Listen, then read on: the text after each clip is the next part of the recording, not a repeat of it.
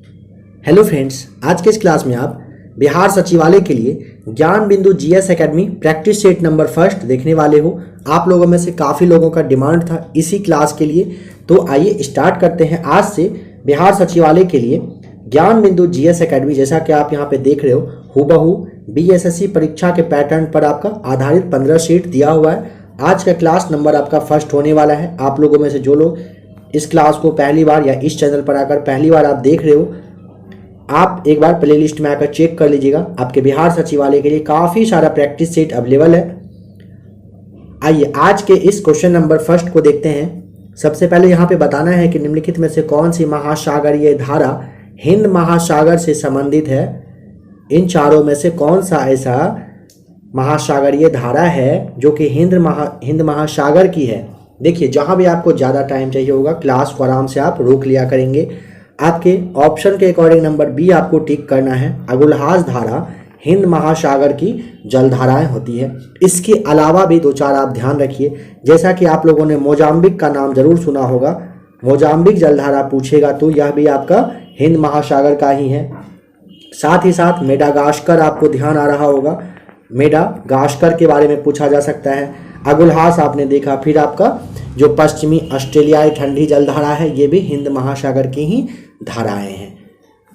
अगर प्रशांत महासागर की धाराएं पूछा जाए कौन सा है, तो जैसा आपने क्यूराइल धारा देखा, फ्लोरिडा देखा, कनारी धारा देखा, ये सारे प्रशांत महासागर की जल धाराएं हैं।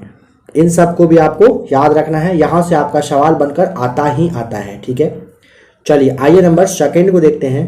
बौद्ध ग्रंथ कह रहा है क्या कि मध्यम निकाय किस भाषा में है। ऑप्शन सी राइट आंसर हो जाएगा, पाली भाषा में है। आपको पता है ना, बौद्ध धर्म के संस्थापक महात्मा बुद्ध थे, जिनका कि जन्म 563 ईसा पूर्व में लुम्बिनी में हुआ था। यहाँ पे एक दो सवाल पूछा जाता है हर एक एग्जाम में। गौतम बुद्ध ने जो घर को छोड़ दिए थे उनको क्या कहा जाता है, यानी गृह त्याग को क्या कहा गया है, तो महाविनिष्क्रमण आपको ध्यान आ रहा होगा। सांख्य दर्शन के आचार्य नाम अगर पूछेगा तो आलार कलाम थे, और राजगिरी के ही पास में धर्माचार्य थे रुद्रक रामपुत्र। ये दोनों महात्मा बुद्ध के गुरु रहे थे। स्टार्टिंग में ज्ञान की प्राप्ति कहाँ पर हुई थी, निरंजना नदी पर हुई थी, बिहार में जो की है। किस वृक्ष के नीचे, तो पीपल वृक्ष कहिए या फिर बोधि वृक्ष, दोनों नाम से ये फेमस है। चलिए अब चलते हैं नंबर थर्ड पे कि भारतीय संविधान के किस अनुच्छेद में राज्य वित्त आयोग का प्रावधान बनाया गया है। ऑप्शन आपका यहाँ पे सी राइट आंसर 243 का आई, यानी कि आपको ये ध्यान रख लेना है। देखिए, इसमें राज्य वित्त आयोग के बारे में दिया हुआ है। राज्य वित्त आयोग का गठन अगर पूछेगा अनुच्छेद किसके तहत होता है, तो अनुच्छेद आपको 280 ध्यान रख लेना होता है, इसी के अंतर्गत किया जाता है। 243 का आपको जो जे है, यानी कि ऑप्शन नंबर बी आप देख रहे हो, 243 जे में पंचायत की जो लेखाओं का रिलेशन रहता है ना, संबंधित जो बात होती है वो इसी में दिया हुआ है। ठीक है, नंबर 4 बताइए कि निम्नलिखित में से ओम्बुड्समैन की उत्पत्ति कहाँ से मानी जाती है। तो नंबर 4 का right answer option A Sweden में 1809 में हुआ था। ठीक है, देखिए यहाँ पे एक दो बात और अगर आप समझ लेंगे तो ज़्यादा अच्छा रहेगा। देखिए, जैसे में कि आपसे पूछा जा सकता है ना कि जैसे बिहार में जैसे लोकपाल वगैरह है ना, बिहार में लोकपाल की स्थापना कब हुई थी, कुछ पॉइंट्स को यहाँ पे आप समझिए। तो डेट को लेके 1973 में स्टार्ट की गई थी। ठीक है, यह सवाल काफ़ी इंपॉर्टेंट है, बिहार के काफ़ी सारे एग्जाम में पूछा गया, इसीलिए आपने इसे देख लिया, ध्यान रख लीजिएगा। नंबर 5 में है कि निम्नलिखित में से भारतीय संविधान के किस संशोधन के द्वारा अनुच्छेद 19(1)(c) में सहकारी समितियां शब्द को जोड़ा गया था। ऑप्शन आपको यहाँ पे डी टिक करना है। 97वां संविधान संशोधन जो 2011 में हुआ था, इसी के तहत जोड़ा गया था। ठीक है, अगर जैसे आपका इसके ऊपर जस्ट देखिए 92 वाला संविधान संशोधन है, ध्यान आ रहा होगा, यह 2003 में हुआ था, और संविधान का 8वीं अनुसूची में 4 और एक्स्ट्रा भाषा को जोड़ दिया गया था। कौन कौन सा था, बोडो था, मैथिली था, डोगरी था और संथाली था। एक प्रैक्टिस सेट में मैथिली को जो ना 2002 शायद बता दिया गया था। तो यहाँ पे ध्यान रखिएगा कि 2003 में बोडो, मैथिली, डोगरी और संथाली भाषा को जोड़ा गया था, और 8वीं अनुसूची में अब टोटल अगर पूछेगा कितना, तो 22 भाषा शामिल है। 71वां संविधान संशोधन, इसी में ना 8वीं अनुसूची में 3 भाषा को जोड़ा गया था। कब? 71वें वाले संविधान संशोधन जो कि 1992 में हुआ था, इसमें 3 और भाषा को जोड़ा गया था। किसमें किसमें, कौन कौन सा? तो बोडो, माफ कीजिएगा, ये आपका कोंकणी, मणिपुरी और नेपाली को जोड़ा गया था। ठीक है ना। 71वां संविधान संशोधन में किसको किसको जोड़ा गया था? तो कोंकणी, मणिपुरी और नेपाली को। 42वां संविधान संशोधन देखिए ऑप्शन नंबर बी, जो कि 1976 में हुआ था। डेट सबको याद कर लीजिए कब कब कौन सा हुआ था। ठीक है। 42वां संविधान संशोधन ना, आपको नाम ध्यान आ रहा होगा कि सरदार स्वर्ण सिंह समिति, इसी की सिफारिश की वजह से क्या हुआ था ना, इसे आप लघु संविधान के नाम से आप जानते हो। 42वें संविधान संशोधन जो कि 1976 में हुआ था। चलिए नंबर 6 पे चलते हैं। बताइए कि 18 मार्च 2022 को संयुक्त राष्ट्र महासभा के नेतृत्व में संयुक्त राष्ट्र निर्वहनीय विकास समाधान नेटवर्क द्वारा जारी, अब यहाँ पे मेन बात है कि विश्व प्रसन्नता रिपोर्ट 2022 से संबंधित निम्न कथनों पर विचार करिए। पहला और दूसरा को, तीसरा को पढ़िए, जो सही जवाब है वो बताना है। देखिए इस रिपोर्ट में 146 सदस्य देश को शामिल किया गया, सही बात है। विश्व के सबसे खुशहाल देशों की सूची में फिनलैंड प्रथम स्थान पर, बिल्कुल सही। इस सूची में भारत 136वें स्थान पर है, एकदम ये भी सही बात है। ये सारे सही बात है, यहाँ पे ध्यान रख लीजिएगा। कुछ कुछ एक्स्ट्रा बात यहाँ पे आपको समझना पड़ेगा। हो सकता है कि आपसे पूछ लेगा ना, भारत का पड़ोसी देश जैसे चीन है, चीन जो है इसमें कितने स्थान पर रहा, किसमें? यहाँ पे आप देखिए, पहले विश्व प्रसन्नता रिपोर्ट के ही बारे में आपको बताया जा रहा है 2022 का। अगर आपसे चीन के बारे में पूछेगा, चीन 72वें पे रहा था। नेपाल पूछता है तो 84वें नंबर पे। बांग्लादेश पूछेगा तो 94 वाले नंबर पे। पाकिस्तान पूछ लेता है तो 121 पे रहा था। और श्रीलंका जो है यह 127वें नंबर पे रहा था। अब अगर टॉप 5 कंट्री पूछता है ना कि विश्व प्रसन्नता रिपोर्ट 2022 में ना 5 देश का नाम बताइए जो टॉप पर रहा था, तो नंबर 1 पे आपका था ये फिनलैंड। ठीक है। सेकेंड पे रहा था डेनमार्क। थर्ड पे था आइसलैंड। इन सबको आप ध्यान रखिएगा, यहां से करेंट अफेयर्स का आपका यह सवाल बनकर यहां से आ सकता है, इसीलिए आपको सारी चीज के बारे में बता दिया जा रहा है। स्विट्जरलैंड आपको ध्यान रखना है। और आप नंबर 5 पे देख लीजिए नीदरलैंड है। इन 5 देश जो है टॉप 5 पर रहे थे। चलिए अब आ जाते हैं क्वेश्चन नंबर 7 पे। बताइए कि थांगटा मार्शल आर्ट किस राज्य से संबंधित है? तो थांगटा जो है ना मणिपुर से है, तो ऑप्शन आप यहाँ पे पी को टिक कर दोगे। ठीक है। पश्चिम बंगाल का जो मार्शल आर्ट है वो क्या नाम है? पश्चिम बंगाल का याद करिए अगर आपको ध्यान हो तो। लाठी खेला होता है कहां पर? तो पश्चिम बंगाल में। केरल में कलाटीपयट्टू करके होता है, केरल में। अगर पंजाब के बारे में देगा तो आप पंजाब को याद करने की कोशिश करिए, यहाँ पे क्या होता है तो गतका नाम ध्यान रख लेना है आपको। ठीक है। ये गतका वहाँ का मार्शल आर्ट है। नंबर 8 है कि गोपेन खान किस लिए प्रसिद्ध है? ऑप्शन ए हो जाएगा राइट आंसर, टीन की खान के लिए यह प्रसिद्ध है। किम्बरले के बारे में आप जानते हो ना, हीरे की खान के लिए यह प्रसिद्ध है। भारत में कोयले का सबसे ज़्यादा बड़ा उत्पादक अगर पूछेगा तो कौन सा राज्य है? भारत में कोयले का सबसे बड़ा उत्पादक छत्तीसगढ़ आपको बताना होता है। ठीक है। और वर्ल्ड में अगर पूछेगा कि कोयला का सबसे बड़ा उत्पादक देश का आप नाम बता दीजिए तो आपको क्या बताना है? चीन बता देना है। ठीक है। चाइना आपको यहाँ पे बताना होता है। चलिए नेक्स्ट क्वेश्चन देखते हैं। रूस तथा फिनलैंड के बीच में अंतर्राष्ट्रीय सीमा रेखा है, आप जानते हो, उसका नाम बताइए, क्या नाम रखा गया है? तो रूस और फिनलैंड के बीच में ना मेन रहीम है। ऑप्शन सी हो जाएगा सही जवाब। देखिए जो आपका कुछ कुछ और है इंपॉर्टेंट समझिएगा। भारत और पाकिस्तान के बीच में आप जानते हो ना कौन सा रेखा है? तो भारत और पाकिस्तान के बीच में रेड क्लिफ रेखा है ना। भारत चीन के बीच में मैकमोहन है। भारत और अफगानिस्तान पूछता है तो डुरंड रेखा है। ठीक है। अब आ जाइए दूसरे कंट्री पे भारत को छोड़ के। सीज फ्राइट जर्मनी फ्रांस के बीच में है। 38वीं समानांतर रेखा पूछता है तो उत्तरी और दक्षिणी कोरिया के बीच में है। कौन कौन सा उत्तरी और दक्षिणी? तो 38वीं समानांतर रेखा। जर्मनी और फ्रांस के बीच में अगर पूछेगा तो याद करिए कौन सा है, तो जर्मनी और फ्रांस, मैगिनॉट हो जाएगा आपका यहाँ पे राइट आंसर। और जर्मनी पोलैंड पूछता है तो हिंडरबर्ग रेखा बताना है। अमेरिका कनाडा के बीच में पूछता है तो ये 49वां जो समानांतर रेखा है ये अमेरिका और कनाडा के बीच में है।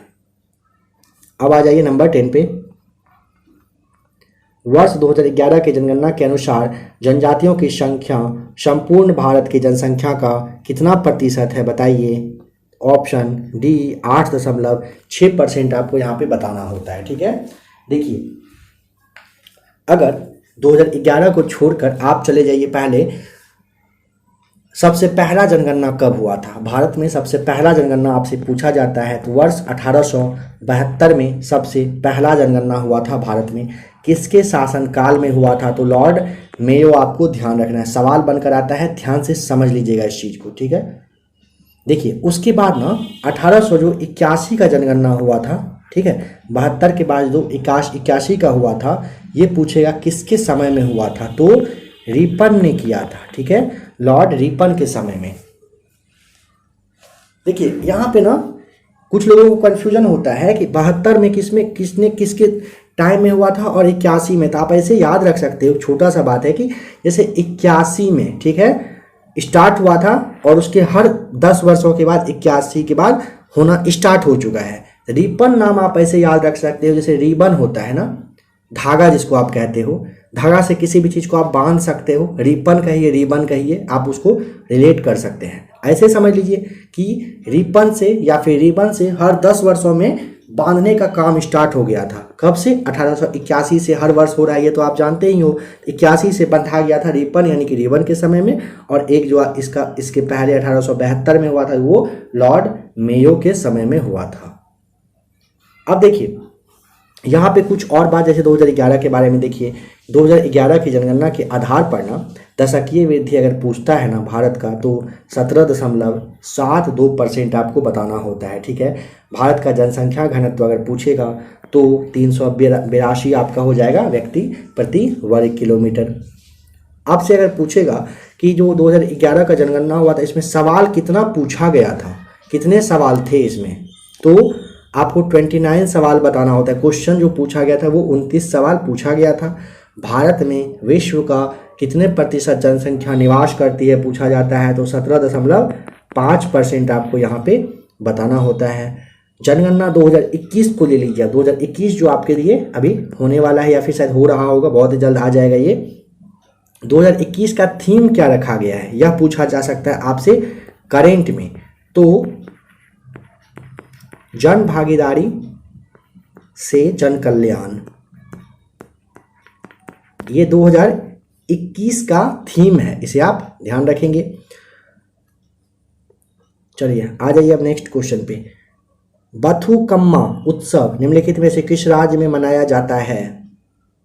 तो तेलंगाना में ये मनाया जाता है। ठीक है, तेलंगाना में ध्यान रखिएगा बथुकम्मा उत्सव होता है। इसके अलावा और भी कहिए कि एक मेला लगता है वहाँ पे तेलंगाना में, कौन सा? तो मेदाराम जतारा करके होता है। अगर पूछेगा तेलंगाना के सीएम कौन है बताइए, मुख्यमंत्री का नाम, तो के यहाँ पे आपको चंद्रशेखर राव ध्यान रख लेना है। ठीक है, और यहाँ के अगर गवर्नर पूछते हैं यानी कि राज्यपाल तो याद करने की कोशिश करिए, सुंदर राजन। ठीक है, वहाँ के राज्यपाल है अभी। बिहार में जल मंदिर कहाँ पर अवस्थित है? Pawapuri, option number B right answer हो जाएगा। पावापुरी में जल मंदिर पूछेगा किस धर्म का तीर्थ स्थल है, बौद्ध या फिर जैन, तो आपको यहाँ पे जैन बता देना होता है। आप जानते हो जैन धर्म के वास्तविक जो संस्थापक और 24वें कहिए या फिर अंतिम तीर्थंकर कहिए वो कौन थे? तो महावीर स्वामी रहे थे। ठीक है, इस पॉइंट को ध्यान रखना होता है आपको। नंबर 13 बताइए कि जैन ग्रंथ के अनुसार स्त्री संघ की अध्यक्षता किसने किया था? तो ऑप्शन नंबर आपका सी हो जाएगा, पुष्पचूला नाम ध्यान रख लेना है यहाँ पे। जैन साहित्य को अगर पूछेगा क्या कहा जाता है, याद करिए तो जैन साहित्य को आप किस नाम से जानते हो? तो आगम के नाम से जाना जाता है। भुवनेश्वर के लिंगराज मंदिर निम्न में से किस शैली से बना हुआ है? काफ़ी इंपॉर्टेंट क्वेश्चन है, बताइए। भुवनेश्वर का लिंगराज मंदिर अगर पूछता है ना, नागर शैली, ऑप्शन ए आपको यहाँ पे बता देना होता है। नागर शैली में और कुछ कुछ मंदिर को समझ लीजिए जो इम्पोर्टेंट है। लिंगराज को आपने देख लिया, भुवनेश्वर में है। सूर्य मंदिर है कोणार्क में। जगन्नाथ मंदिर पुरी में है। कंदारिया महादेव का मंदिर जो खजुराहो में है। सूर्य मंदिर मोढेरा। दिलवारा जैन मंदिर माउंट आबू में है। काफ़ी इंपॉर्टेंट है, इन सबको ध्यान रखेंगे। ये सारे जो आपको बताया गया नागर शैली का है। कौन कौन सा? लिंगराज, कंदारिया जैन, ये दिलवारा का जैन मंदिर, सूर्य मंदिर कोणार्क का, ठीक है, ये सब ध्यान रख लीजिएगा। इसके अलावा देखिए द्रविड़ शैली के तहत जो अगर पूछेगा कौन सा मंदिर बना हुआ है, तो महाबलीपुरम है, कांची मंदिर है, फिर आपका तंजौर का जो राजराजेश्वर मंदिर है, वृद्धेश्वर मंदिर है, ये सारे द्रविड़ शैली के ही बने हुए हैं। बेसर शैली में अगर पूछ लेगा कौन सा, तो कैलाश मंदिर है एक, एलोरा का ध्यान रखेंगे। राष्ट्रकूट काल का ऐहोल मंदिर है। ये सारे, ये दोनों जो आपको बताया ये बेसर शैली के हैं। नंबर 15 बताइए, निम्नलिखित में से किसे सार्वजनिक प्राधिकरणों और निजी व्यक्तियों या निकायों दोनों के विरुद्ध जारी किया जा सकता है?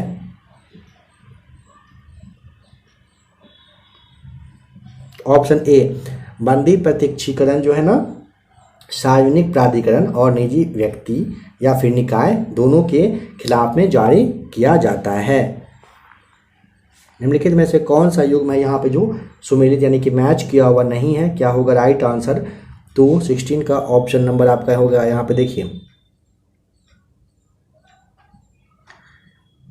ये जो आपका नूनीज है ना, पुर्तगाल, सही है, ठीक है, यात्री थे पुर्तगाल के। मार्को पोलो आप जानते हैं इटली के थे। निकोलो डी कॉन्टी इटली के ही थे। और डोमिंगो पायस तुर्की का, ये हो जाएगा नहीं, ठीक है। डोमिंगो पायस अगर पूछेगा कहाँ का, तो ये भी आप ऐसे ले लीजिए, पुर्तगाल का है, ठीक है। यह जो है ना कहाँ का है, तो पुर्तगाल का आपको देखना है, तुर्क का, ये तुर्की नहीं थे। भारत के 74वें ग्रैंड मास्टर कौन बना है? Option B, Rahul Shrivastava, right answer हो जाएगा। देखिए ये पूछा जा सकता है कि राहुल श्रीवास्तव कहाँ के, तो तमिलनाडु बताना होता है, तमिलनाडु के हैं। इसके पहले 73वें ग्रैंड मास्टर अगर पूछ लेगा ना कौन थे, तो ये जो आपका भारत है ना, भारत को आप इसे भरत कर दीजिएगा, ठीक है, यहाँ पे थोड़ा मिस प्रिंट है। भरत सुब्रमण्यम जो है ना, ये 73वें नंबर के ग्रैंड मास्टर थे। और 74वें नंबर के ग्रैंड मास्टर जो हैं ये आपके राहुल श्रीवास्तव हैं, जो कि कहाँ के हैं? तेलंगाना के ये रहने वाले हैं। भारत की पहली महिला ग्रैंड मास्टर आपसे पूछा जा सकता है नाम, तो विजया लक्ष्मी आपको ध्यान रखना है। विजय लक्ष्मी बता देना है, भारत की पहली महिला ग्रैंड मास्टर हैं। विश्वनाथ आनंद का नाम आप जरूर जानते होंगे। इनके द्वारा एक जो ऑटोबायोग्राफी है, इसका नाम है माइंड मास्टर, ठीक है। और इनको यानी कि विश्वनाथ आनंद जी को राजीव गांधी खेल रत्न पुरस्कार 1991 में दिया जा चुका है। विश्व शतरंज दिवस पूछेगा कब मनाया जाता है, तो 20 जुलाई को मनाया जाता है। निम्नलिखित में से कौन सा देश मकर रेखा पर स्थित नहीं है? इसके लिए आपको सबसे पहले याद करना पड़ेगा कौन कौन सा देश स्थित है। तो ऑप्शन आपका देखिए, पराग्वे, ब्राजील, चिली, ये सब ना मकर रेखा पर है। बट यहाँ पे उरुग्वे जो है ना, यह मकर रेखा पर नहीं है, इसको ध्यान रख लीजिएगा। नेक्स्ट क्वेश्चन है नंबर 19 की, एमनेस्टी इंटरनेशनल का मुख्यालय कहाँ पर स्थित है? ऑप्शन डी हो जाएगा राइट आंसर। एमनेस्टी का लंदन में है, ठीक है। देखिए अब यहाँ पे कुछ कुछ समझिए, जैसे यूएनओ है, यूएनओ और यूनिसेफ जो है ना, इसका मुख्यालय है कहाँ पर, तो न्यूयॉर्क में है, बता देना है, ठीक है। न्यूयॉर्क में है किसका किसका? संयुक्त राष्ट्र संघ यानी कि यूएनओ और संयुक्त राष्ट्र बाल आपात कोष यानी कि यूनिसेफ आप कहते हो, इन दोनों का मुख्यालय न्यूयॉर्क में है। WHO, ILO यानी कि जो आपका अंतर्राष्ट्रीय श्रम संगठन है, और ISO, इन तीनों का मुख्यालय कहाँ पर है, तो जेनेवा आपको यहाँ पे बताना होता है। खाद्य और कृषि का जो मुख्यालय है रोम में है।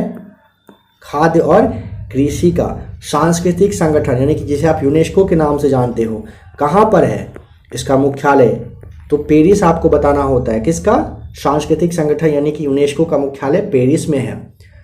जो आपका दक्षिण एशियाई क्षेत्रीय सहयोग संगठन है, इसका मुख्यालय आप जानते हो काठमांडू में है। परमाणु ऊर्जा एजेंसी है, पेट्रोलियम निर्यातक देश का संगठन है जिसे आप ओपेक के नाम से जानते हो, यह दोनों वियना में है। कौन कौन सा है वियना में? तो पेट्रोल निर्यातक देश का संगठन और अंतर्राष्ट्रीय परमाणु ऊर्जा एजेंसी का संगठन वियना में है। अंतर्राष्ट्रीय मुद्रा कोष और विश्व बैंक आप जानते हो कहाँ पर है? वाशिंगटन डीसी में है। अंतर्राष्ट्रीय मुख्यालय का पता ही होगा कहाँ पर है? हेग में है, लेकिन द हेग में है।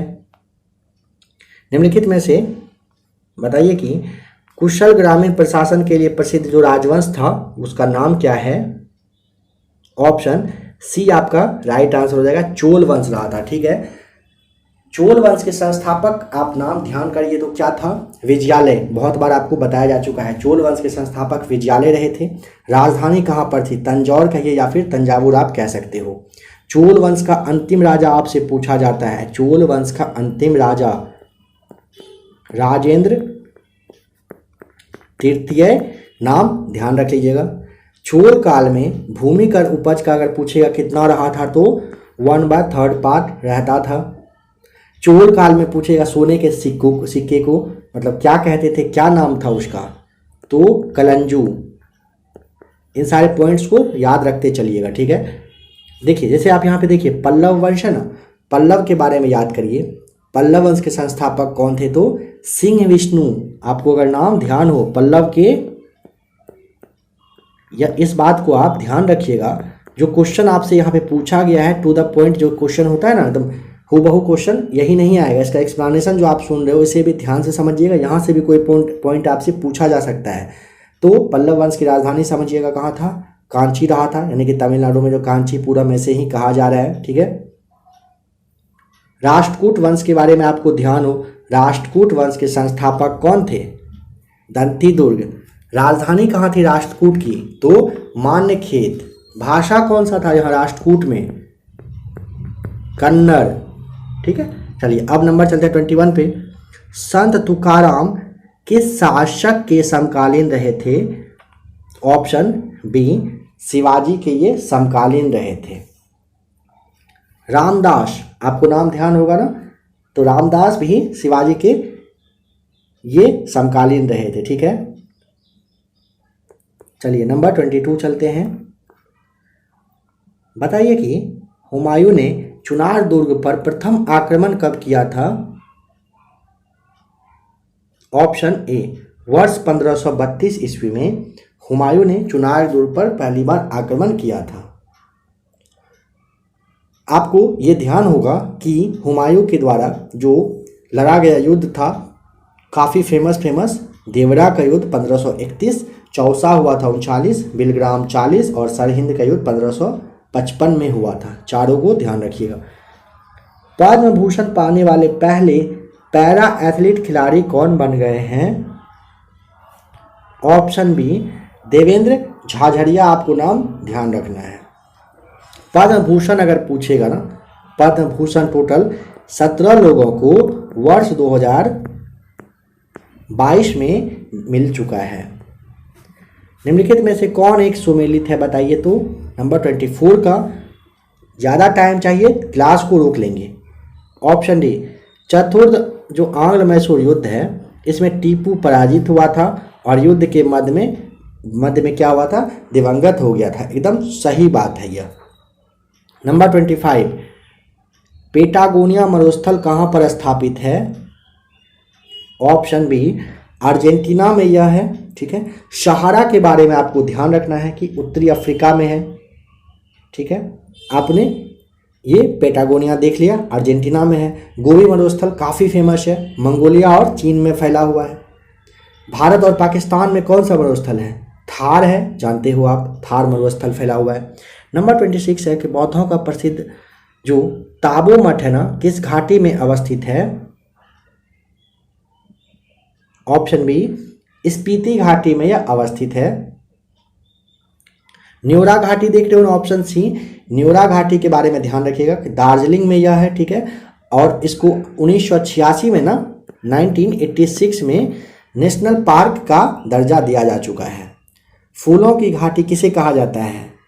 चमोली, जो कि आपका उत्तराखंड में है।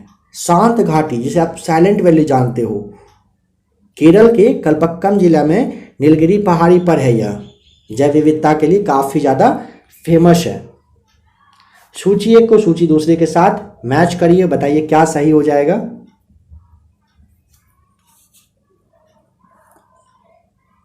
देखिए यहाँ पे आपको समझ लेना है कि BR अम्बेडकर साहब जो थे ना, प्रारूप समिति के अध्यक्ष रहे थे, ठीक है, यानी कि ए का 1 आपका राइट आंसर हो जाएगा।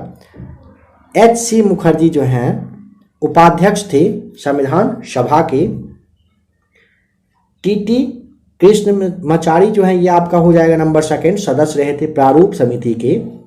राजेंद्र प्रसाद अध्यक्ष रहे थे संविधान सभा के। इन चारों पॉइंट्स को आप याद कर लीजिएगा, ऑप्शन देख लीजिएगा जो भी सही हो। भारत में सर्वप्रथम राष्ट्रीय आय की आकलन किसने किया था? काफ़ी ज़्यादा इजी क्वेश्चन, ऑप्शन आप डी जानते हो, दादा भाई नौरोजी साहब के द्वारा। चलिए बताइए कि इथेनॉल संवर्धन नीति लागू करने वाला देश का पहला राज्य कौन बना है? Option C Bihar. बताइए कि भेड़ाघाट पर कौन सा जलप्रपात स्थित है? धुआंधार, ऑप्शन डी राइट आंसर हो जाएगा। देखिए जोग गरसोप्पा जो है आप जानते हो शरावती नदी पर है कर्नाटक राज्य में। चूलिया जलप्रपात आपको ध्यान हो राजस्थान में है चंबल नदी पर। हुंडू जलप्रपात है झारखंड में स्वर्ण रेखा पर। शिव समुद्रम आपको याद आ रहा होगा कर्नाटक में कावड़ी पर है। इन सबको आप याद रख लीजिएगा। झारखंड में जैसे आप जानते हो ना गौतम धारा है, दसन है, शाडनी है, ये सब झारखंड में है। स्वर्ण रेखा नदी पर है कौन सा? हुंडू जलप्रपात। रारू नदी पर है गौतम धारा जो कि झारखंड में ही है। जो आपका कांची नदी आपको जस्ट बताया गया इस पर दसम जलप्रपात है झारखंड में ही। शंख नदी पर शाडनी जलप्रपात है जो कि झारखंड में ही है। नंबर 31 है अंगोरा ऊन किससे प्राप्त की जाती है? तो अंगोरा ऊन ना खरगोश से, ऑप्शन बी राइट आंसर हो जाएगा। आपसे पूछा जाता है कि बकरी से कौन सा ऊन प्राप्त किया जाता है? बकरी से, तो आपको पश्मीना बता देना होता है। पश्मीना जो है ना ये बकरी से प्राप्त होता है, ठीक है। रेशम का उत्पादन के लिए पूछेगा कौन सा राज्य है फेमस, तो क्या बताएंगे? कर्नाटक। ऊन के लिए राजस्थान। जूट का सबसे ज़्यादा कहाँ पर उत्पादन? पश्चिम बंगाल में होता है। इन सारे पॉइंट्स को बहुत बार आपको बताया जा चुका है। पूर्व का बोस्टन याद करिए, अहमदाबाद को। भारत का मैनचेस्टर अहमदाबाद को कहा जाता है। पूर्व का पूछेगा तो अहमदाबाद, भारत का भी अहमदाबाद हो जाएगा। भारत का काटनोपोलिस पूछा जाता है तो मुंबई को आप कह सकते हो या कहेंगे। दक्षिण भारत का मैनचेस्टर कोयम्बटूर होता है। उत्तर भारत का मैनचेस्टर कानपुर है आपका। सारे पॉइंट्स आप रिकॉल करते चलिएगा, काफ़ी ज़्यादा अच्छा रहेगा आपके लिए। क्वेश्चन यहीं से आपका बनकर आएगा भी। किसी वस्तु का पूंजी तथा उत्पादन का अनुपात किसका माप है? ऑप्शन सी हो जाएगा राइट आंसर। उत्पादन की प्रति इकाई में निविष्ट पूंजी राशि का होता है। नंबर 33 पे आ जाइए। सही सुमेलित यहाँ पर कौन सा युग्म है बताइए तो? ऑप्शन नंबर देखिए बी जो है ना क्योटो प्रोटोकॉल, ये आपका जलवायु परिवर्तन के लिए सही हो जाएगा। देखिए कुछ बात को समझ लीजिएगा। क्योटो प्रोटोकॉल तो आपका जलवायु परिवर्तन से है, सही है। रामसर अगर आपको ध्यान हो तो नम भूमि के संरक्षण के लिए रहा था।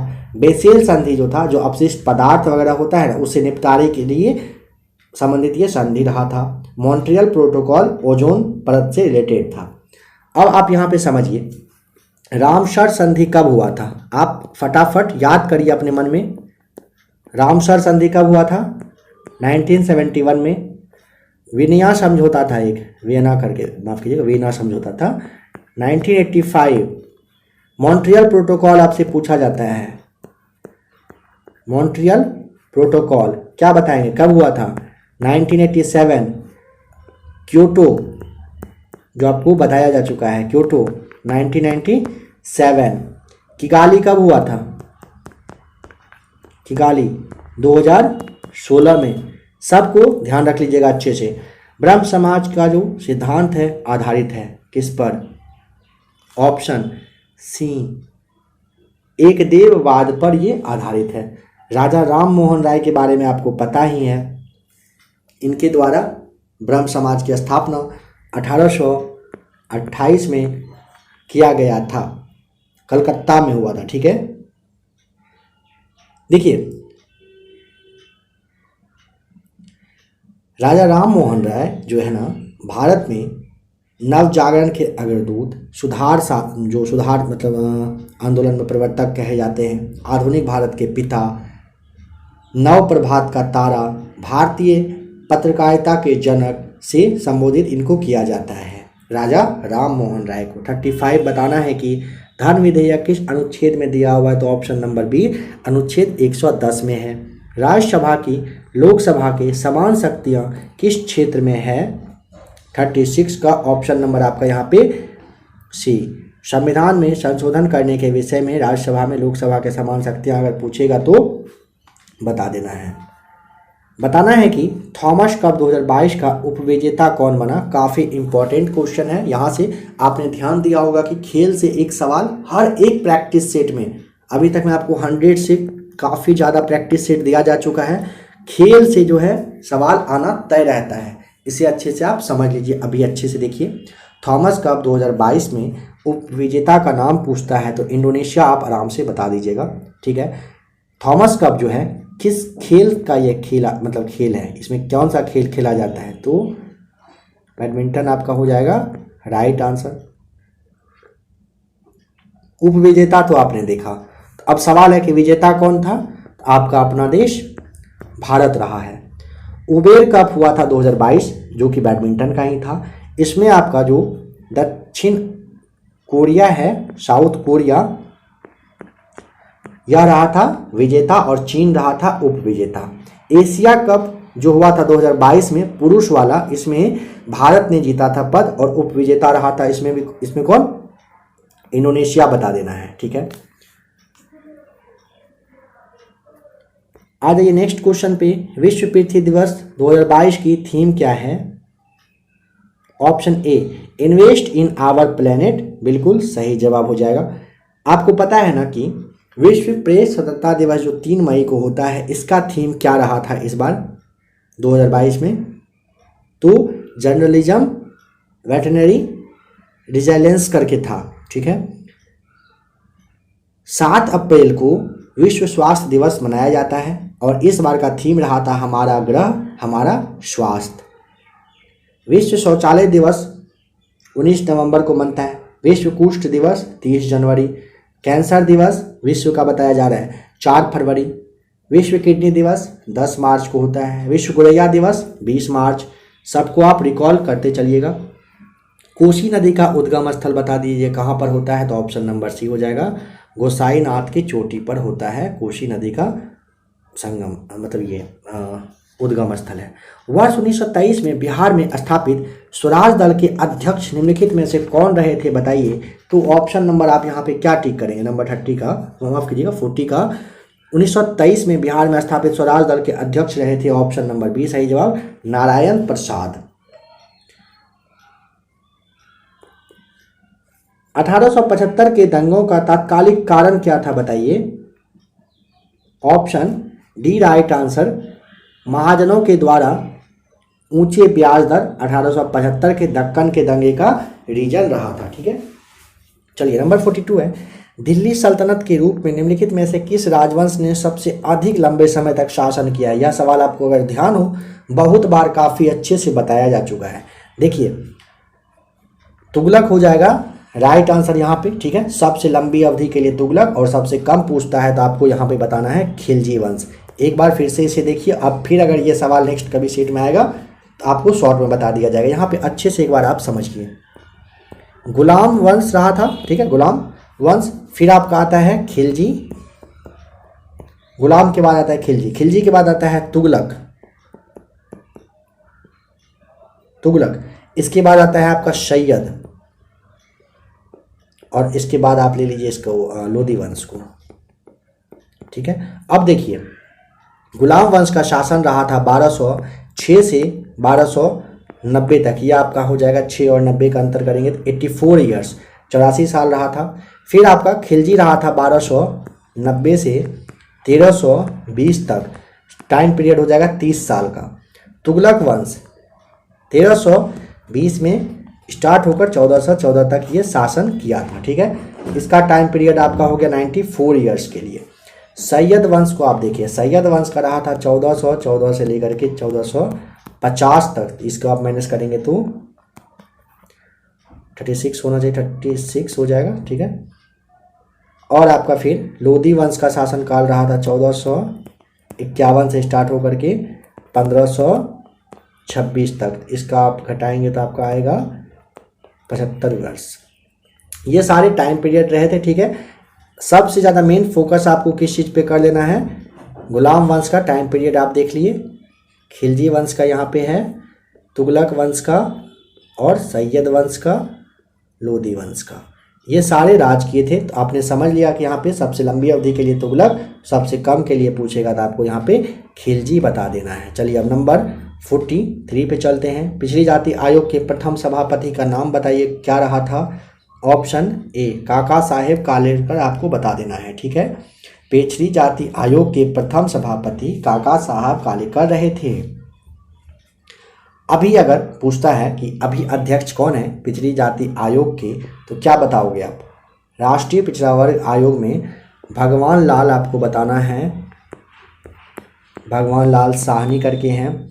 राष्ट्रीय अनुसूचित जनजाति आयोग के अभी अध्यक्ष कौन है। राष्ट्रीय अनुसूचित जनजाति पूछा गया है आपसे, हर्ष चौहान, ध्यान रखिएगा। राष्ट्रीय अनुसूचित, अब आपसे पूछा जा रहा है जाति आयोग का, ध्यान देंगे जाति आयोग का, तो विजय करके कुछ है, विजय सांपला वगैरह करके कुछ इनका नाम है। बताइए भारतीय न्यायिक व्यवस्था में जब जनहितवाद यानी कि जो याचिका है अर्थात यानी कि PIL है, इसकी शुरुआत हुई, उस समय भारत का प्रधान न्यायाधीश इनमें से कौन रहे थे। Option D right answer PN Bhagwati सही जवाब हो जाएगा। निम्नलिखित में से कौन सा आयोग में यहाँ पे सुमेलित नहीं है, बताइए। ये जो चौथे में आपात उपबंध दिया है ना, ये आपका गलत हो जाएगा। आपात उपबंध आप याद करिए, अनुच्छेद जो है 352 से 60 में दिया गया है, ठीक है।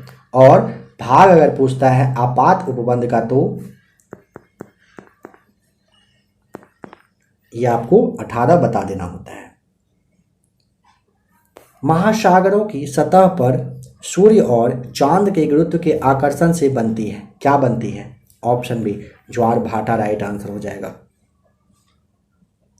मिजोरम में स्थित फावंगपुई राष्ट्रीय उद्यान को किस अन्य नाम से जाना जाता है। ऑप्शन बी नीला पर्वत उद्यान के नाम से आप इसे जानते हो। अब यहाँ पे राष्ट्रीय उद्यान पूछा है तो ऐसा समझ लीजिएगा, आपको अगर ध्यान हो तो भारत का पहला राष्ट्रीय उद्यान जो आपका जिम कॉर्बेट नेशनल पार्क रहा था उत्तराखंड में है। इसका पुराना नाम पूछता है तो आपको हैली नेशनल पार्क बताना होता है। स्थापना पूछेगा कब हुआ था, 1935 में हुआ था। किसका, जिम कॉर्बेट नेशनल पार्क का। देश में सबसे ज़्यादा राष्ट्रीय उद्यान पूछेगा कहाँ पर है तो मध्य प्रदेश में है, जिसकी की संख्या है आपका 11। भारत का सबसे बड़ा राष्ट्रीय उद्यान पूछा जाता है कहाँ पर है तो लेह जनपद में है और नाम है हिमिस। चलिए आ जाइए अब नेक्स्ट क्वेश्चन नंबर 48 पे। किस कोयले में कार्बन की मात्रा अधिकतम होती है। ऑप्शन डी एंथ्रासाइड में क्या होता है, कोयले में कार्बन की मात्रा सबसे ज़्यादा होती है, ठीक है। कार्बन की मात्रा ज़्यादा मतलब कितनी ज़्यादा, तो 80 से लगभग 95% तक ये रहता है, ध्यान रख लीजिएगा। देखिए जैसे यहाँ पे आपने अभी लास्ट क्वेश्चन में राष्ट्रीय उद्यान देखा था ना, तो आप इस बात को समझ लीजिएगा, काफ़ी इंपॉर्टेंट है और बहुत ही जल्द आपको टॉपिक वाइज बहुत सारा क्लास अब दे दिया जाएगा इन सब पॉइंट्स को, जो क्विक रिवीजन के रूप में रहेगा। जैसे आप समझिए अभी राजस्थान में 2 राष्ट्रीय उद्यान है जो कहिए काफ़ी फेमस है, कौन कौन सा है, 2 के बारे में बताया जा रहा है। देखिए घाना पक्षी विहार अभ्यारण्य है जो कि रणथंभौर में है, और जो आपका एक कुंभलगढ़ अभ्यारण्य करके है यह भी राजस्थान में है। जम्मू कश्मीर में डाचीग्राम राष्ट्रीय उद्यान और किश्तवाड़ा दोनों है जम्मू कश्मीर में। गुजरात में कौन कौन सा है, गिर और नल सरोवर जो अभ्यारण्य है, उद्यान है, ये गुजरात में है। झारखंड में कौन कौन सा है? हजारीबाग वन्यजीव अभ्यारण्य, दालमा वन्यजीव अभ्यारण्य है, और एक आपका था वो पलामू जो से आप बेतला के नाम से जानते हो अभ्यारण्य है। बिहार में कैमूर वन्यजीव अभ्यारण्य काफ़ी फेमस है। मिजोरम में पूछा जा सकता है तो आपको डाम्फा बता देना होता है। इन सब के बारे में आपको क्लास दे दिया जाएगा। आप एक बात और समझ लीजिए, जैसे आपका में कि यहाँ पे पूछ लेगा कांगेर घाटी काफ़ी फेमस है। कांगेर घाटी राष्ट्रीय पार्क कहाँ पर है? तो छत्तीसगढ़ में कांगेर घाटी है, याद रख लीजिएगा। अब बताइए कि समदाब रेखाएं निम्नलिखित में से किसको प्रदर्शित करने का काम करती है? तो ऑप्शन बी, समान वायुमंडलीय दबाव को ये प्रदर्शित करती है। आ जाइए नंबर 50 पे। जयप्रकाश नारायण अंतर्राष्ट्रीय हवाई अड्डा कहाँ पर स्थित है? तो ऑप्शन नंबर डी हो जाएगा ये आपका। जयप्रकाश नारायण अंतर्राष्ट्रीय हवाई अड्डा पटना में है। वीर सावरकर अंतर्राष्ट्रीय हवाई अड्डा पोर्ट ब्लेयर में है। राजीव गांधी अंतर्राष्ट्रीय हवाई अड्डा पूछता है, हैदराबाद बता देना है। रायपुर में कौन सा है? स्वामी विवेकानंद हवाई अड्डा, याद रखेंगे। बेंगलुरु में है आपका कैंपोगोड़ा अंतर्राष्ट्रीय हवाई अड्डा। चेन्नई में है मीना मंगकम करके हवाई अड्डा, काफ़ी फेमस है, सबको आप ध्यान रखेंगे। चलिए बताइए कि निम्नलिखित में से किसको सेल का पावर प्लांट भी कहा जाता है? ऑप्शन बी, माइटोकॉन्ड्रिया को आप जानते हो ना, सेल का पावर प्लांट के नाम से जानते हैं। खोज पूछा जा सकता है किसने किया था? अल्टमैन के द्वारा इसकी खोज करी गई थी। और नाम किसने दिया था पूछेगा तो बेंडा उनका नाम था, इन्होंने नामकरण किया था। इसको आप कोशिका का इंजन के भी नाम से जानते हो, ठीक है। जैसे आपका यहाँ पे गॉल्जी काय है, पूछेगा इसकी खोज किसने किया था?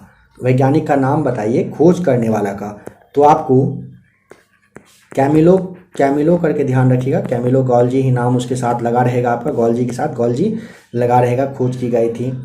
चलिए अब आ जाइए नंबर क्वेश्चन का 52 को देखिए और बताइए निम्नलिखित कथनों पर विचार करिए। कह रहा है कि कठोर जल जो है ये उपयुक्त नहीं है। किस चीज़ के लिए ना कठोर जल का यूज नहीं किया जाता है? तो ऑप्शन नंबर देखिए डी आपका यहाँ पे सही जवाब हो जाएगा। पहला, दूसरा, तीसरा, चौथा के लिए पानी पीने के लिए नहीं होता है, कपड़ा धोने के लिए नहीं करोगे क्योंकि इसमें झाग वगैरह बनता ही नहीं है, बॉयलर्स में भी नहीं करते हैं, फसल की सिंचाई के लिए भी कठोर जल का यूज आप नहीं करते हो, यानी कि option number D right answer हो जाएगा। मानव के बाल एवं नाखून में निम्नलिखित में से कौन सा प्रोटीन अवेलेबल रहता है, विद्यमान रहता है? आपको पता होगा कैरोटीन राइट आंसर हो जाएगा। नंबर 54 पे आइए, बताइए पायरोमीटर किसके मापन में प्रयोग किया जाता है? तो 54 का right answer option number C हो जाएगा सही जवाब, उच्च ताप का। हवाई जहाज के ब्लैक बॉक्स का रंग कैसा होता है? यहाँ पे आप नारंगी देख लीजिए, ऑप्शन नंबर डी हो जाएगा, नारंगी सही जवाब हो जाएगा। या फिर आप कहिए ना कि लाल, या फिर आप कहते हैं कि गहरा, जो गहरा मतलब नारंगी रंग होता है, इस कलर का ये होता है। और जहाज की दुर्घटना के बाद ना ये फिर आसानी से मिल जाता है और रीजन पता चलता है कि आखिर जहाज में कोई प्रॉब्लम आया था तो क्यों आया था, कोई दुर्घटना वगैरह होती है तो किस रीजन से हुआ था। नाइट्रोजन मुक्ति से होता है, क्या होता है? ऑप्शन सी, स्थल मंडलीय एवं वायुमंडलीय नाइट्रोजन की मात्रा अप्रभावित होता है। ऑप्शन सी आप ध्यान रख लीजिएगा, ठीक है। यहाँ पे समझिए नाइट्रोजन किस चीज़ के लिए एक आवश्यक तत्व है, पूछा जा सकता है ना। तो जो पौधे होते हैं ना, इनकी पौधे की वृद्धि के लिए काफ़ी ज़्यादा इम्पॉर्टेंट होता है नाइट्रोजन। नंबर 57 है, मनुष्यों के लिए शोर की सहन सीमा करीब करीब कितनी मानी गई है? तो लगभग 85 डेसिबल, ऑप्शन बी आपका राइट आंसर होगा। देखिए ये मान्यता किसने दिया है पूछेगा तो WHO के द्वारा ना 85 डेसिबल तक इंसान सुन सकता है, ठीक है। इसके ऊपर का सुनता है तो इंसान के लिए खतरनाक हो सकता है। नॉर्मली जो हम लोग बात करते हैं इसमें पूछेगा कितने डेसिबल का यूज होता है। नॉर्मली बातचीत में थोड़ा इंसान तेज भी बोलता है तो 30 से 40 होता है। अब समझिए 30 से 40 नॉर्मल जब होता है, इंसान अगर सोया हुआ है तो कितने डेसिबल की ज़रूरत पड़ेगी? 50 डेसिबल का साउंड होना चाहिए। और जैसे आपका ये 110 डेसिबल है। बताइए तो ये किस चीज़ के लिए दिया गया है, क्या आप इसे याद कर पा रहे हैं? तो बिजली जो चमकता है, बिजली की जो गड़गड़ाहट होती है, आवाज़ आती है, 110 इसका ये रहता है। अब आ जाइए नेक्स्ट क्वेश्चन 57 का आपने बी नंबर देख लिया, राइट आंसर है। कड़े जाले में झील की सतह हिमशीतित हो जाती है किंतु उसके तल में जल द्रव अवस्था में बना रहता है। यह किस रीजन से होता है बताइए? ऑप्शन नंबर आप यहाँ पे सी, जल की सघनता 4 डिग्री पर अधिकतम होती है, यह आपका राइट आंसर हो जाएगा। बताइए कि यदि किसी ऐनक के लेंस की पावर +2 डायोप्टर हो तो इसके फोकस की दूरी कितनी होगी? Option C right answer 50 centimetre होता है। P बराबर आपको पता है 1/f होता है, इस पे आपको इसे निकाल लेना है। निम्नलिखित में से कौन सी मिश्र धातु नहीं है? देखिए स्टील, ब्रॉन्ज और पीतल तो है, बट तांबा जो है यह नहीं है। तांबा तत्व ना मुक्त और संयुक्त दोनों अवस्था में मिलता है, इसे आप ध्यान रखेंगे। बताइए कि सूची 1 का सूची दूसरे से मिलान करके कौन सा सही हो जाएगा? देखिए सामान्य लवण के लिए आप बैरियम क्लोराइड का ऐसे करेंगे, इसको आप क्या लिखते हो? BaCl2 आपका हो जाएगा। अम्लीय लवण के लिए सोडियम बाई कार्बोनेट आपका यानी कि नंबर 3 हो जाएगा सही जवाब। इसका फॉर्मूला आपको पता है ना, NaHCO3 हो जाएगा। क्षारीय लवण के लिए आपको फेरिक ऑक्साइड यानी कि चौथा वाला टिक करना है, जैसे आप FeOH3 कहते हो। और द्विक लवण के लिए आपका एक बच गया, फिटकरी यूज करोगे। इसका फॉर्मूला फिटकरी का याद करिए तो क्या होता था? तो अगर आपको ध्यान आ रहा हो अच्छी बात है, नहीं तो आप इसे याद करिए, K2SO4 × Al2SO4 × 3, ठीक है, इंटू यहाँ पे इंटू लिखा जाएगा 24H2O आपका हो जाएगा राइट आंसर। नंबर 62 बताइए निम्नलिखित किस फसल में नील हरित शैवाल मुख्यतः जैव उर्वरक के रूप में प्रयोग होते हैं? ऑप्शन सी आपका राइट आंसर हो जाएगा, धान में, ठीक है। नील हरित शैवाल का यूज जैव उर्वरक के रूप में नाइट्रोजन की आपूर्ति के लिए धान की फसल में किया जाता है। नंबर 63 बताइए प्लवमान गति, जिसे आप जंपिंग जीन के नाम से जानते हो, इसके सिद्धांत का प्रतिपादन किया गया था, किसके द्वारा किया गया था, कब किया गया था? अगर आपको ध्यान हो तो ऑप्शन सी बारबरा मैकलिंटॉक आपका राइट आंसर हो जाएगा, ठीक है। समझिएगा कि प्लवमान जीन जो है ना, जिसे आप जंपिंग जीन कहते हो, इसके सिद्धांत का प्रतिपादन बारबरा मैकलिंटॉक थे। 1983 ईस्वी आप याद कर लीजिएगा। इस टाइम में ना इनको नोबेल पुरस्कार से भी सम्मानित किया जा चुका है, ठीक है। किसके लिए? तो चिकित्सा विज्ञान के क्षेत्र में नोबेल पुरस्कार से सम्मानित 1983 में बारबरा को किया जा चुका है। नंबर 64 है दूरदृष्टि से पीड़ित व्यक्ति को कठिनाई होती है। नंबर बी राइट आंसर, दूरदृष्टि में पास की वस्तु इंसान नहीं देख सकता है सही से, ठीक है।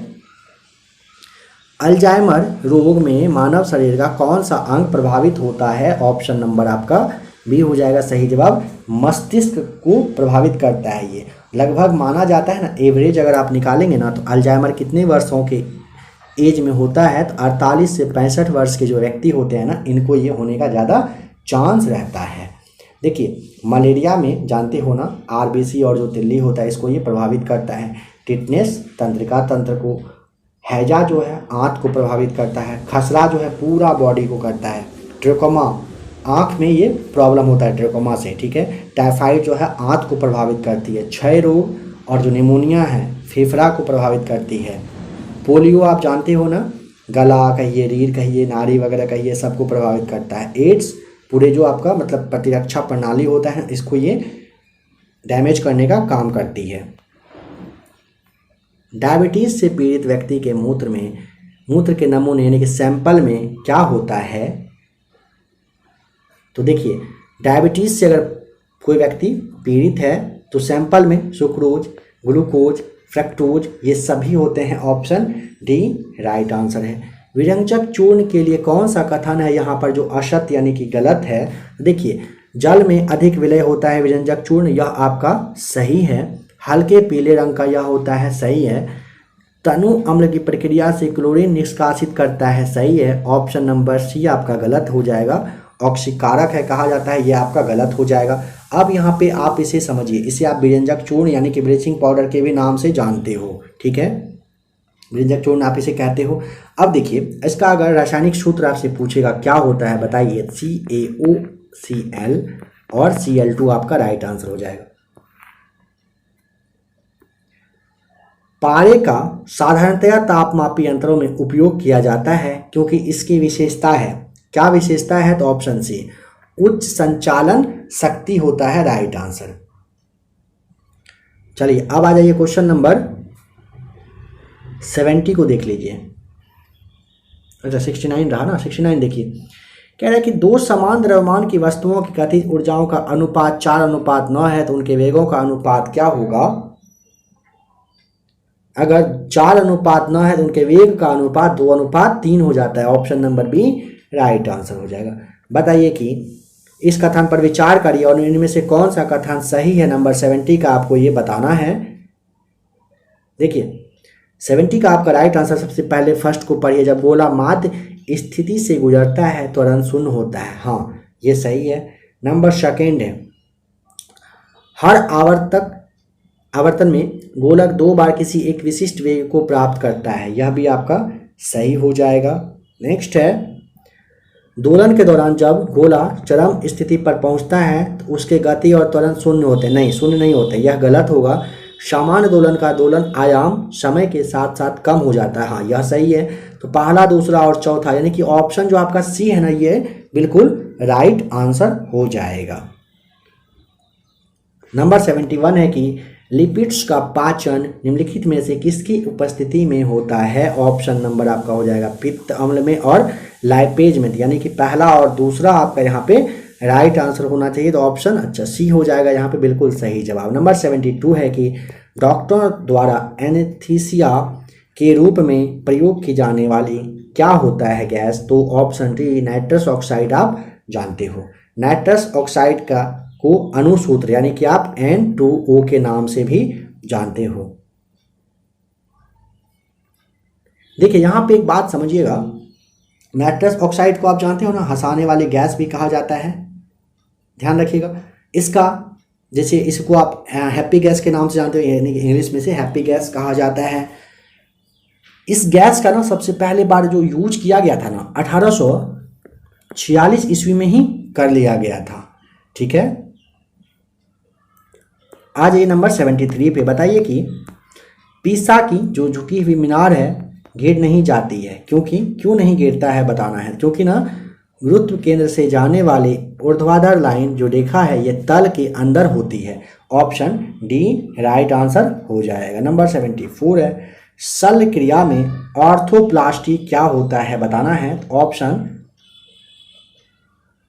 सी हो जाएगा राइट आंसर। कूल्हे का जोड़ का जो प्रतिस्थापन है यह सही जवाब हो जाएगा। देखिए ऑर्थोप्लास्टी का ना नॉर्मल अर्थ होता है ना जोड़ना यानी कि निर्माण करना होता है, ठीक है, इसीलिए ऑप्शन सी आपको यहाँ पे टिक कर देना होता है। बताइए कि निम्नलिखित में से कौन सा तत्व पौधों के विकास के लिए आवश्यक नहीं है। देखिए सोडियम की तो जरूरत नहीं पड़ती है, देखने के साथ आप समझ गए होंगे। पोटेशियम, मैग्नीशियम और कैल्शियम की आवश्यकता होती है। पौधे के विकास के लिए पूछेगा ना टोटल कितने तत्व को चुना गया है कि क्या क्या होना ही चाहिए, टोटल संख्या आप समझ लेंगे कि 17 चीज को रखा गया है। इन सब का यूज 17 मतलब ऐसा तत्व है जो कि पौधे की वृद्धि में बहुत ज़्यादा काम आता है। तो फ्रेंड्स अभी आपने 75 क्वेश्चन देखा जो कि आपके बिहार सचिवालय जीएस से लिया गया था, जो कि आपका ज्ञान बिंदु का क्लास आपने अभी देखा। आप लोगों में से काफ़ी लोगों का इस क्लास के लिए मैसेज आ रहा था बार बार कि सर ये ज्ञान बिंदु को करवा दीजिए करवा दीजिए। तो सेट नंबर फर्स्ट अभी आपने देखा। आशा करता हूँ कि क्लास आपको अच्छा लगा होगा।